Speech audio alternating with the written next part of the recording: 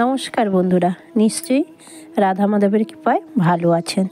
আজকে আমাদের আলোচনার বিষয় হলো কার্তিক মাসের পূর্ণিমার সঠিক সময়সূচি এবং রাস পূর্ণিমার মাহাত্ম্য এবং কাত্যায়নীর ব্রতের পালনের নিয়ম। চলুন বন্ধুরা জানা যাক। কার্তিক মাসে পূর্ণিমার সময়সূচি 15ই নভেম্বর শুক্রবার সকাল 6:19 থেকে শুক্রবার রাত্রি 2:58 পর্যন্ত পূর্ণিমা তিথি থাকবে। এই কার্তিক পূর্ণিমা তিথি থেকে গোপিকাগণরা 1 মাস ব্যাপী কাত্যায়নী ব্রত পালন করেছিলেন এবং হবিষ্যান্ন গ্রহণ করে। ব্রজের কুমারী গোপিকাগণরা ব্রত পালন করেছিলেন হবিষ্যান্ন গ্রহণ করে। হবিষ্যান্ন গ্রহণ করলে কি হয়? দেহ মন পরিশুদ্ধ হয় এবং আমাদের ইন্দ্র সংযম থাকে এবং এটি হলো একটি সাধনার একটি স্তর। কুমারী গোপিকাগণরা প্রাতঃ স্নান সেরে কাত্যায়নী মায়ের মূর্তি নির্মাণ করে সুগন্ধযুক্ত চন্দন, ধূপ, দীপ, ফল, পুষ্প, মাল্য, সুপারি, নবপল্লব প্রভৃতি নানা রকম উপাচার দিয়ে কাত্যায়নী মায়ের পুজো করেছিলেন 1 মাস ব্যাপী। কারণ ব্রজের কুমারী গোপিকাগণরা শ্রীকৃষ্ণকে প্রতিরূপে পেতে চেয়েছিলেন। শ্রীকৃষ্ণকে ঘিরে পালিত হয় রাস পূর্ণিমা উৎসব। ভক্ত ও ভগবানের মিলনকে বলা হয় রাস পূর্ণিমা। কার্তিক পূর্ণিমার আরেক নাম হলো রাস পূর্ণিমা। কথিত আছে রস থেকে রাস কথাটি এসেছে। রাস মানে আনন্দ, উল্লাস, অমৃত, ব্রহ্মাকে বোঝায়। এটি হলো একটি পবিত্র উৎসব। কার্তিক মাসে পূর্ণিমার অপর নাম হলো রাস পূর্ণিমা। এই দিন তুলসী মাতার আবির্ভাব তিথি। এই দিন তুলসী দেবীকে জলদান করবেন, তুলসী দেবীকে প্রদক্ষিণ করবেন, তুলসী মাতাকে ধূপ, দীপ, ফুল দিয়ে পুজো করবেন এবং বস্ত্র পরিধান করাবেন। শ্রীকৃষ্ণ চরণে তুলসী পত্র নিবেদন করবেন।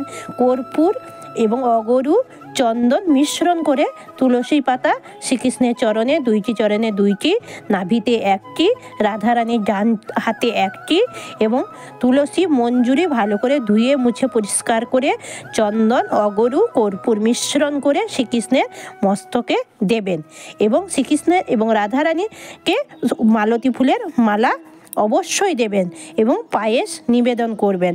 বেশি বেশি হরির নাম জপ করবেন, শাস্ত্রগ্রন্থ পাঠ করবেন এবং 16 মালা হরির নাম জপ করবেন। বন্ধুরা আরও শ্রীকৃষ্ণের অষ্টতর শতনাম পাঠ করবেন, রাধারানীর জন্ম বৃত্তান্ত শ্রবণ করবেন বা পাঠ করবেন।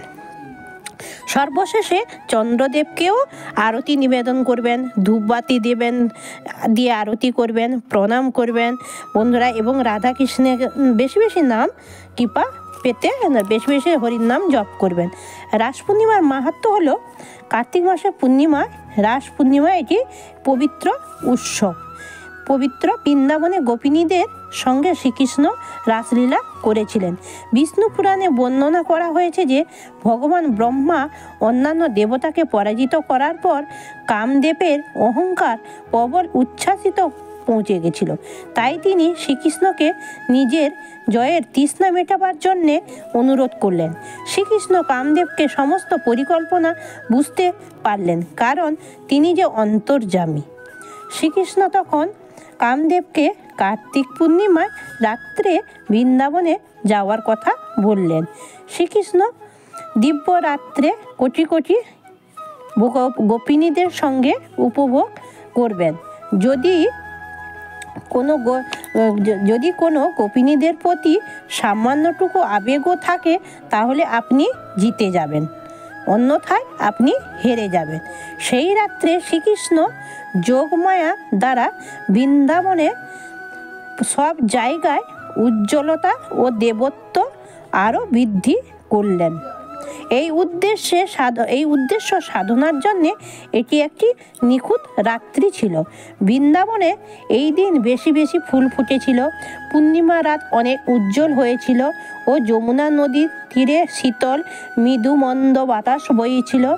এই মনোরম মনোমুগ্ধকর পরিবেশে শ্রীকৃষ্ণ তার বাঁশিতে মায়ামোহ এক সুর বাজাতে লাগলেন। শ্রীকৃষ্ণের এই বাঁশির সুর গোপিনীদের আকৃষ্ট করেছিল। গোপিনীদের আবেগ শীর্ষে উঠেছিল।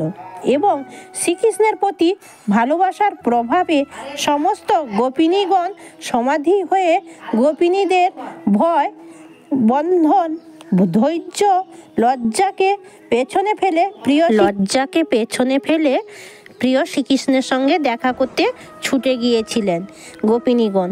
তাদের মধ্যে কয়েকজনের স্বামীরা তাদের টেনে নিয়ে যান, শুধুমাত্র তাদের শরীরটা থেকে গেল, তাদের আত্মাটি চলে গেল বৃন্দাবনে শ্রীকৃষ্ণের সঙ্গে দেখা করতে। বুঝতে পেরেছেন, বৃন্দাবনে যমুনা নদীর তীরে কদম্ব গাছের নিচে গোপিনীগণ দেখতে পেলেন বৃন্দাবন বিহারীজিকে। যোগমায়া গোপিনীদের খুব সুন্দর করে মাথা থেকে পায়ে পাতা পর্যন্ত খুব সুন্দরভাবে সাজিয়ে দিলেন। এইভাবে তাদের আবেগ দ্বারা চালিত গোপিনীগণ ভগবান শ্রীকৃষ্ণের সন্ধান করতে লাগলেন। আসলে কিন্তু এই গোপিনীগণ সাধারণ মানুষ ছিলেন না। মৈত্রী জিজ্ঞাসা করলেন, গোপিনীগণরা তখনও শ্রীকৃষ্ণকে পরম ব্রহ্ম বলে গণ্য করেননি, তখন তাদের আবেগের কি ভীতি ছিল? পরাশর বললেন, শিশুপালের মতো একজন হতভাগ্য ব্যক্তি যিনি সর্বদা ভগবান শ্রীকৃষ্ণকে তুচ্ছ তাচ্ছিল্য করত, তিনি যদি সর্বোত্তম পথ পেতে পারেন তাহলে গোপিনীদের গভীর কোনো সন্দেহ থাকা উচিত নয়। ভগবানের প্রতি গোপিনীদের এত গভীর অনুরাগ ছিল, তাই গোপিনীরা এসে শ্রীকৃষ্ণকে ঘিরে জড়ো হলেন। গোপিনীদের ভক্তি পরীক্ষা করতে এবং কামদেবের সম্মান বৃদ্ধি করতে শ্রীকৃষ্ণ গোপিনীদের বললেন, হে গোপিকাগণ, তোমাদের আজ রাত্রে এখানে থাকা উপযুক্ত নয়, তোমরা বাড়ি ফিরে যাও এবং তোমাদের স্বামীর সেবা করো, তোমাদের কর্তব্য আগে করতে হবে। তোমরা তোমাদের স্বামী সন্তানের কাছে ফিরে যাও। গোপিনীগণ বললেন, হে গোবিন্দ, আমরা সমস্ত জাগতিক কামনা বাসনাকে পেছনে ফেলে তোমার কাছে ছুটে এসেছি। ফিরে যাওয়া মানে জীবনকে নষ্ট করার মতো। তোমার পায়ের কাছে থাকার পরও যদি কেউ জাগতিক কাজে ফিরে আসে তাহলে এটা খুব দুর্ভাগ্যের ব্যাপার। এই কথাগুলো গোপিনীদের দিব্য অনুভূতি প্রতিফলন ঘটিয়ে ভগবান শ্রীকৃষ্ণকে প্রসন্ন করল। তিনি তাদের সঙ্গ উপভোগ করতে লাগলেন। প্রভুর সান্নিধ্যের কারণে গোপিনীদের মধ্যে একটা অহংকার বোধ কাজ করতে লাগলো। তারা নিজেদেরকে অত্যন্ত সৌভাগ্যব্রতী মনে করতে শুরু করলেন। ভগবান শ্রীকৃষ্ণ গোপিনীদের অহংকার দূর করতে ও প্রকৃত শিক্ষা দেওয়ার নিমিত্তে ভগবান শ্রীকৃষ্ণ তাদের মধ্যে থেকে অদৃশ্য হয়ে গেলেন। ভগবানের অন্তর্ধানের পর গোপিনীগণ কিংকর্তব্য বিমূঢ় হয়ে পড়লেন। তাদের হৃদয়ের দুঃখের আগুন জ্বলে উঠল। প্রভুর চরণে তাদের সর্বস্ব উজাড় করে দিলেন। তারা সম্পূর্ণরূপে প্রভু শ্রীকৃষ্ণকে প্রেমে মিশে গিয়েছিলেন।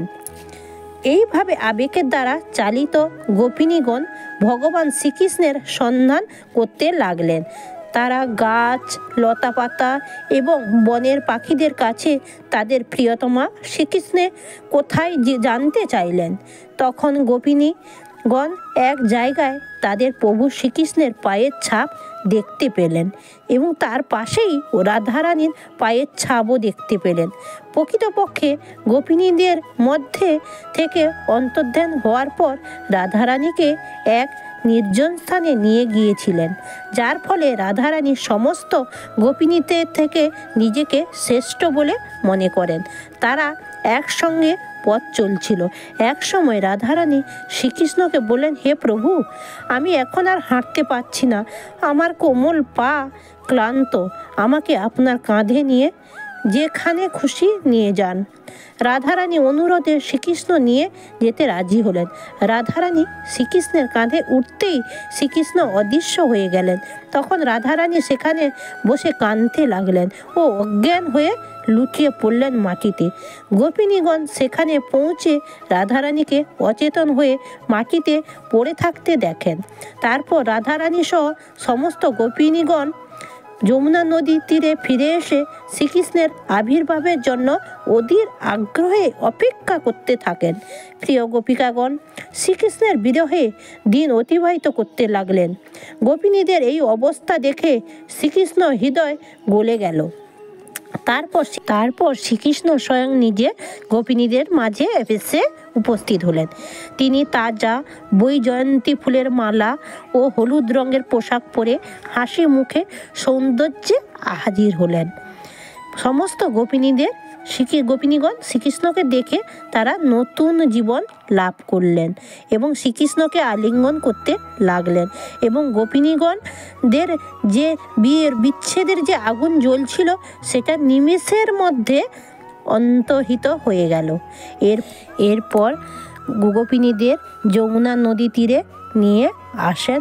গোপিনীদেরকে তখন শ্রীকৃষ্ণকে তার অন্তর্ধান হওয়ার গোপিনীগণ তখন শ্রীকৃষ্ণকে তার অন্তর্ধান হওয়ার কারণ জিজ্ঞাসা ভগবান শ্রীকৃষ্ণ বলেন, হে প্রিয় গোপিনীগণ, আমি আমার প্রিয়জনদের দৈহিক প্রেমে আকাঙ্ক্ষা প্রতিদান দিই না। এর কারণে তাদের বিবেকে সর্বদা আমার মধ্যে নিমগ্ন থাকে। তাই আমি মিলনের পরও আত্মগোপন করে রাখি যাতে তোমরা সম্পূর্ণরূপে আমার মধ্যে আত্মমগ্ন হতে পারো। গোপিনীগণরা বুঝলেন ত্রিজগতের প্রতি শ্রীকৃষ্ণকে কোনো বন্ধনে আটকে রাখা যায় না। যাদের চেতনা সম্পূর্ণরূপে শ্রীকৃষ্ণ প্রেমের মগ্ন, ভগবান তার কাছেই ধরা দেন। সেই প্রেম নেই কোনো আকাঙ্ক্ষায়, সেই প্রেম থাকবে না, কোনো আকাঙ্ক্ষা থাকবে না, নেই কোনো দৈহিক চাহিদা, নেই কোনো অহংকার, নেই কোনো প্রতিফলন, নেই কোনো বন্ধনের আটকে থাকা। এইভাবে শ্রীকৃষ্ণ মানব জীবনের পরমার্থ বজ্র গোপিনীদের অন্তর পরিশুদ্ধ করেন। এইভাবে গোপিনীদের মনের অহংকার চূর্ণ হলো, তেমনি চূর্ণ হলো কামদেবের অহংকারও। শ্রীকৃষ্ণ এই রাসলীলা আসলে দৈহিক বা বাহ্যিক মায়ামোহ নয়, এটি হলো অন্তর, আত্মা ও পরমাত্মার মহামিলন মেলা। এটি হলো ভক্তের সাথে ভগবানের মহামিলন মেলা।